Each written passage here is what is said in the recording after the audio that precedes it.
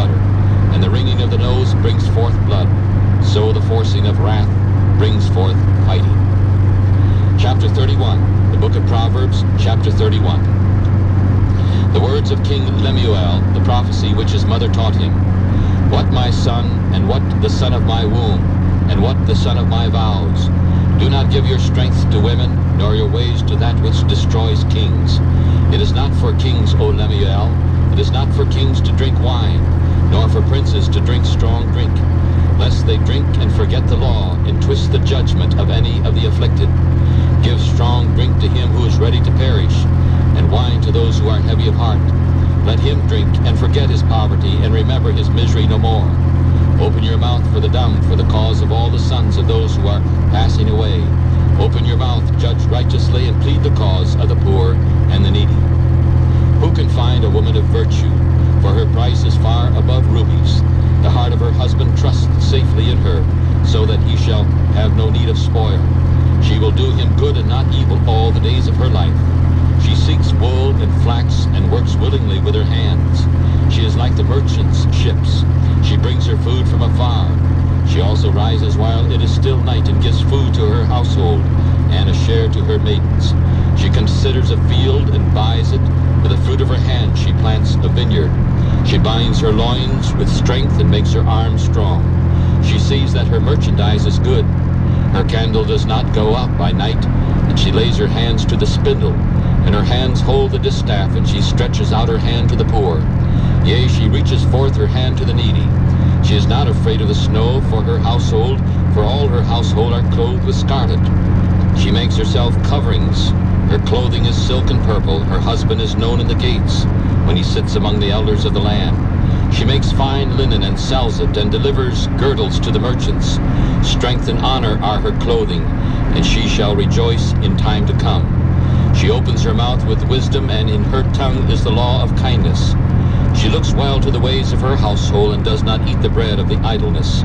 Her children rise up and call her blessed, her husband also, and he praises her. Many daughters have done well, but you excel them all. Favor is deceitful, and beauty is vain, but a woman who fears the Lord, she shall be praised. Give her of the fruit of her hands, and let her own works praise her in the gates. This concludes the reading of the book of Proverbs.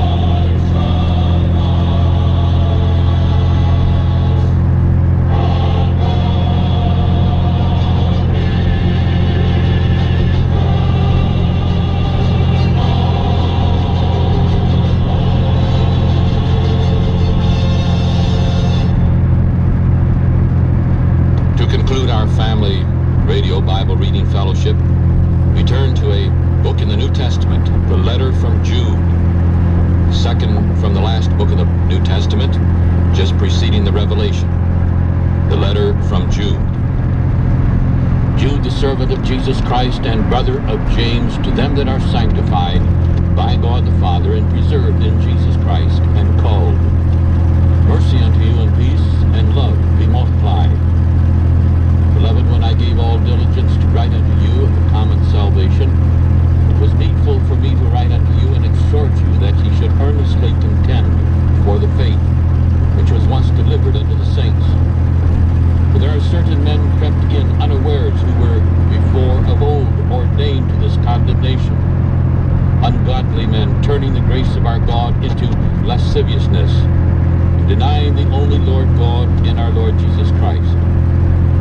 I will therefore put you in remembrance, though ye once knew this, how that the Lord, having saved the people out of the land of Egypt, afterward destroyed them that believed not.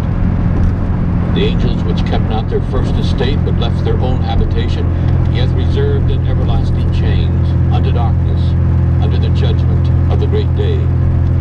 Even as Sodom and Gomorrah, and the cities about them in like manner, giving themselves over to fornication and going after strange flesh, are sent forth for an example, suffering the vengeance of eternal fire. Likewise also these filthy dreamers defile the flesh, despise dominion, and speak evil of dignities. Yet Michael the archangel, when contending with the devil, he disputed about the body of Moses, durst not bring against him a railing accusation, but said, The Lord rebuke thee. But these speak evil of those things which they know not, but what they know naturally is brute beast. In those things they corrupt themselves. Woe unto them, for they have gone in the way of Cain, and ran greedily after the error of Balaam for reward, and perished in the gainsaying of Korah. These are spots in your feasts of charity, when they feast with you, feeding themselves without fear. Clouds they are without water, carried about of winds, trees whose fruit withereth, without fruit, twice dead, plucked up by the roots. Raging waves of the sea, foaming out their own shame. Wandering stars, to whom is reserved the blackness of darkness forever. And Enoch also, the seventh from Adam, prophesied of these, saying, Behold, the Lord cometh with 10,000s of his saints, to execute judgment upon all, and to convince all that are ungodly among them of all their ungodly deeds, which they have ungodly committed, and of all their hard speeches which ungodly sinners have spoken against them. These are murmurers, complainers, walking after their own lusts, and their mouth speaketh great swelling words, having men's persons in admiration because of advantage. But, beloved, remember ye the words which were spoken before of the apostles of our Lord Jesus Christ, how that they told you there should be mockers in the last time, who should walk after their own ungodly lusts. These be they who separate themselves, sensual, having not the Spirit. But ye, beloved, building up yourselves on your most holy faith, praying in the Holy Ghost, keep yourselves in the love of God, looking for the mercy of our Lord Jesus Christ unto eternal life. And of some have compassion, making a difference, and others save with fear, pulling them out of the fire, hating even the garment spotted by the flesh. Now unto him that is able to keep you from falling, and to present you faultless before the presence of his glory with exceeding joy, to the only wise God our Savior be glory, majesty, dominion, and power, both now and ever. Amen.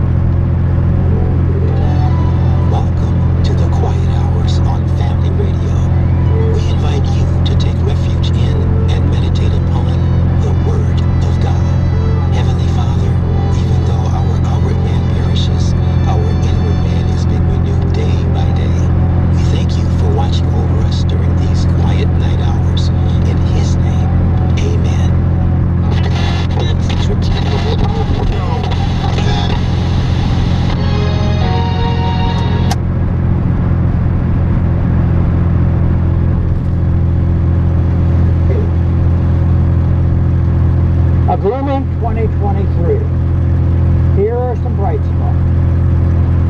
The prospects for peace, justice, and the advancement of liberty in 2023 may at first seem further away than ever. Washington's determination to overthrow the Russian government via a proxy war in Ukraine has brought the threat of nuclear war closer than ever in history. The mainstream media is even normalizing the idea that a nuclear attack on the U.S. is really no big deal.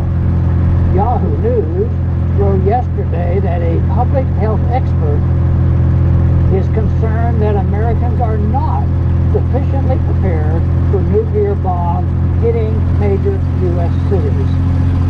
The Yahoo article even links to a FEMA-authored nuclear detonation planning guide to help us better get through a barrage of nuclear missiles. Are they insane? They act as if a nuclear attack on the United States is just another inconvenience to plan for, like an ice storm or a hurricane. The FEMA guide's advice on what to do during a nuclear attack is get inside, stay inside, and stay tuned. Stay tuned to what? Have they not seen the photos from Hiroshima or Nagasaki? While we are foolishly edging toward war with the media and Beltway neocons cheering it on, there are still some bright spots we can look to in 2023.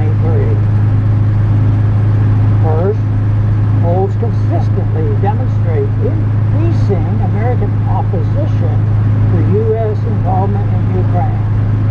Republicans are set to take control of the House this week. Right as Republican voter support for more military aid to Ukraine